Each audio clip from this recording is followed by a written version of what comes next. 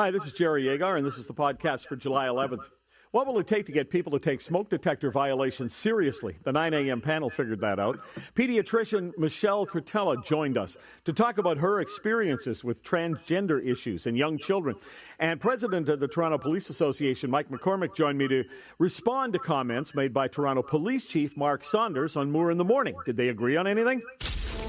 That's the fact. It's ridiculous because it's common sense. What's the learning curve on this? Live free and easy lives. Good morning, Jerry. It's time to set the GTA straight. It's Jerry Agar's 908 Minute of Sanity. I could not believe it when a longtime media commentator said on a panel I was participating in that the Canadian public would agree with Trudeau's payout and apology to terrorist Omar Khadr. I challenged him on that. I asked what he was basing that statement on. He had no facts. Well, neither did I at the time, but his attitude was that I was just playing politics with Khadr and I was being hateful.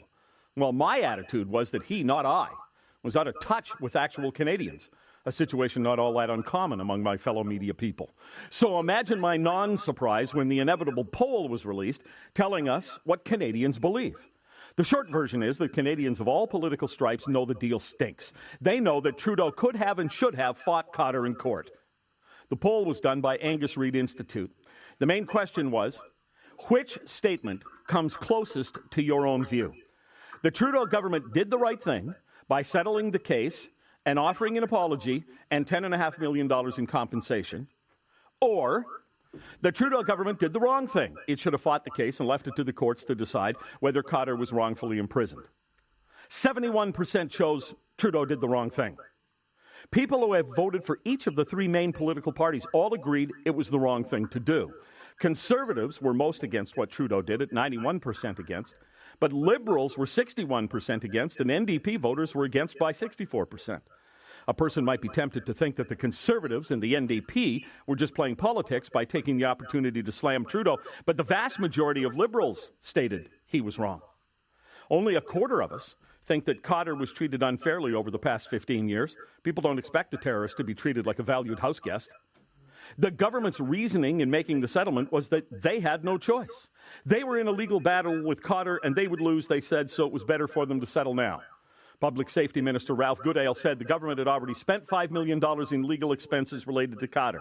Fighting the current suit would have incurred further costs, and Khadr was seeking $20 million in compensation, and the government, Goodale argued, had virtually no chance of success. Two-thirds of Canadians don't buy that. 65% of Canadians disagree with the statement the Trudeau government had no choice but to offer an apology and compensation to Omar Khadr. It is infuriating that while the Trudeau government showed no willingness to fight Khadr in court, they are, at the moment, actively fighting Canadian veterans in court over compensation for injury. An additional fascinating detail from the poll is whether Canadians believe that Khadr is no longer a threat. And here's a statement from the Angus Reid people. Though Khadr has publicly renounced the radicalized worldview of his father, almost 2 in 3 Canadians, 64%, don't appear to believe him. The number of Canadians who agree Khadr remains a potential radicalized threat has grown from just over half to 2/3 since his release from prison in 2015 and in the wake of this settlement. So will this issue sink the Liberals in the next election? Well, maybe not. There's time until the election, and the summer seems to suck up scandal and condemn it to history. That, I'm sure, was part of the plan as well. But as John Iverson wrote in the National Post, but there are few more potent drivers of political change than disillusionment with leaders who promise and then fail to do the right thing. The Angus Reid poll says loudly and definitively that a clear majority of Canadians believe Trudeau got it wrong. On the panel today, Rachel Siegel, lawyer and commentator; Sandy Annunziata, Niagara Regional Councillor, the town of Fort Erie, and chair of the Niagara Peninsula Conservation Authority; Jennifer Innes, Regional Councillor, Wards 3 and 4, town of Caledon, within the region of Peel. Jennifer, how do you react to what I just said?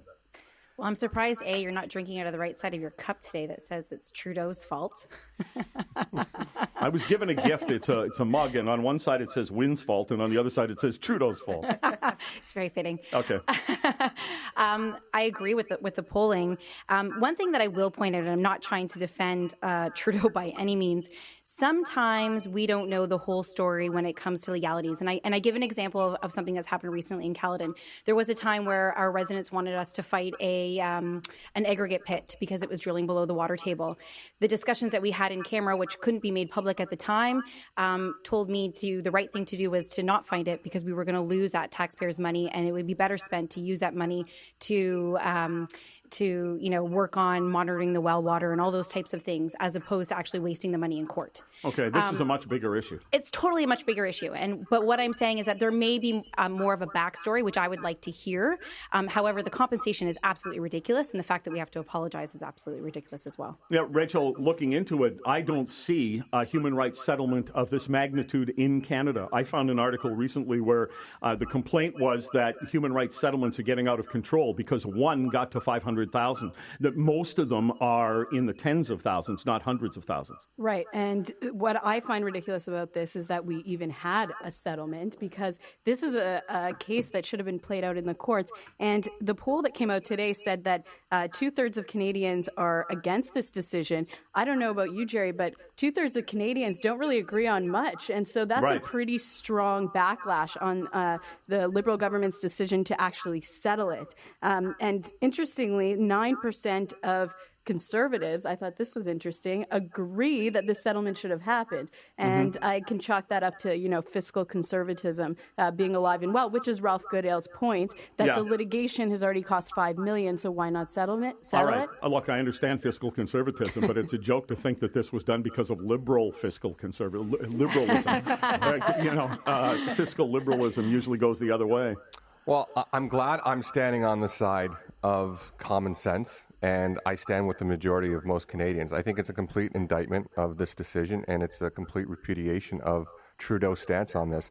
At the end of the day, for all those people that say, well, we settled to save money, you got to be kidding me. This is a spendthrift prime minister. He has no concept of taxpayer affordability. So at this point, optics over metrics, you should have fought him in court, because that would have sent the right signal to Canadians. And one more thing I want to play you here. This is from the CBC. Rosemary Barton was interviewing former U.S. Special Forces Sergeant Lane Morris, one of the people Cotter injured. And Rosemary Barton started in on, Cotter really didn't do it. I mean, it was a false confession, etc. Let's listen to how that went between the two of them. Just for fact-checking basis, he's not actually a convicted terrorist. He agreed to a plea deal, which he says he did in order to get out of Guantanamo Bay. So there is a difference, and I know that he wants that to be overturned in a U.S. court, as other detainees of Guantanamo Bay have attempted to do as well. Just for accuracy's sake, but the Supreme Court of Rosemary, yes. he's been convicted in the. I was there. He's been convicted at Guantanamo in a trial, and this is what the Canadian government and his attorneys and Mr. Trudeau continue to try and pick and choose from the legal outcomes and use the legal system whenever it suits them and jump in and out of the politics. The conviction stands. The politics have overruled that, and I guess that's the most disturbing part to me. Okay, so Lane Morris was there during the attack. Lane Morris was there during the trial. Rosemary Barton wasn't. You decide. Toronto's breaking news, traffic, and weather. This is Jerry Agar, News Talk 1010. On the panel today, Jennifer Innes, Sandy Annunziata, and Rachel Siegel. Canadian tech companies say they value diversity. This is an interesting story the CBC put together after U.S. President Donald Trump signed an executive order in January blocking citizens from 7 predominantly Muslim countries from entering the U.S. By the way, let me stop for a moment and correct the CBC here. That is not, in fact, what he did. What he did was say, let's be more careful about who comes in from those countries. But that said, what the CBC does do a good job on here is noting that members of Canada's tech community saw Trump's move as a rejection of the diversity on which they felt their industry was built, and they decided to speak out. So the CBC contacted all these companies and said, well, what's your makeup? What's your diversity? And only 2 companies were willing to talk to them about it. Auto Motors, the commercial division of Waterloo, Ontario-based ClearPath Robotics, and the Toronto-based investing app Wealth Simple. Everybody else got nothing to say. And so what's the suspicion the CBC has, Sandy? Because their company, despite what they say, is a bunch of white guys. Hypocrisy. Well, it's hypocrisy, Jerry. How common is it for lip service to political correctness, but not actual action? One of the reasons that I side toward conservatives is honesty about the position. I don't think a lot of liberals act any differently. They just say they do. Well, I think there's been a long-standing tradition at the CBC that they don't necessarily walk the walk. No, but the CBC did a good job on this story. Oh, as far as exposing it. Yes, yeah. From my perspective, I think hypocrisy is running a little bit rampant these days, especially when it comes to dealing with these issues of diversity. But to your point about conservatism, I see just as much hypocrisy on the conservative side as well with some of these issues. So I'm not going to blanket coat it and say that conservatives are the only ones that are keeping it real. Okay, how about I put it this way then, Rachel? I will come on and say what I truly believe about diversity or minimum wage or any of the things that causes people to say that I'm mean and nasty and ugly, don't care about people. But I'm telling you the truth, whereas there are too many people, politicians, people who run business, all kinds of things, who they will say all the supposedly right things, but they don't act any differently than I do. Yeah, and I think that a lot of them would chalk it up to branding. And tech companies specifically are so concerned about being the next best thing and the trendiest thing. And so when I read this story, I thought the reason that these companies are coming out and saying that they're so diverse is because this is a Donald Trump story. And they want to be at the forefront of leading the charge against Donald Trump because that's the trendy thing to do. Yeah. And so for me, that's what I got out of the story. And I think that these companies, instead of, leading the charge on this, need to take a look at their own makeups before they come and start spreading all these anti-Trump sentiments. Jennifer, are you diverse over there in Caledon? I think so. And, we actually talked about this once about Peel Council and whether or not it directly reflects the population that it represents and how diverse it is. And sadly, ethnically, it doesn't. All right, we're going to get into some heavier stuff again coming up after 9:30, including whether or not Christopher Hume is right in the Toronto Star that congestion is actually a good thing, but it's just a couple of more fun stories I want to bring up with you guys. This is Jennifer's favorite story this morning. Do you know who Lawnmower Man is? You may have seen the picture that came out. This guy in blue shorts and an orange T-shirt was in his backyard mowing the lawn, and somebody, maybe his wife, I don't know who it was, took a photograph of him, and there he is mowing the lawn, and in the background you can see a really big twister heading his way. It's not a little dust devil, okay? Mm-hmm. It's a twister, and he's just out there mowing the lawn, and he said, I'm keeping an eye on it.